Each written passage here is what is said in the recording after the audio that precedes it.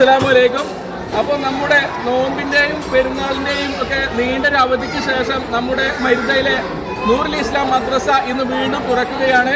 അപ്പോൾ നൂറുൽ ഇസ്ലാം മദ്രസയുടെ പ്രവേശനോത്സവത്തിൻ്റെ കാഴ്ചകളാണ് ഈ വീഡിയോയിൽ.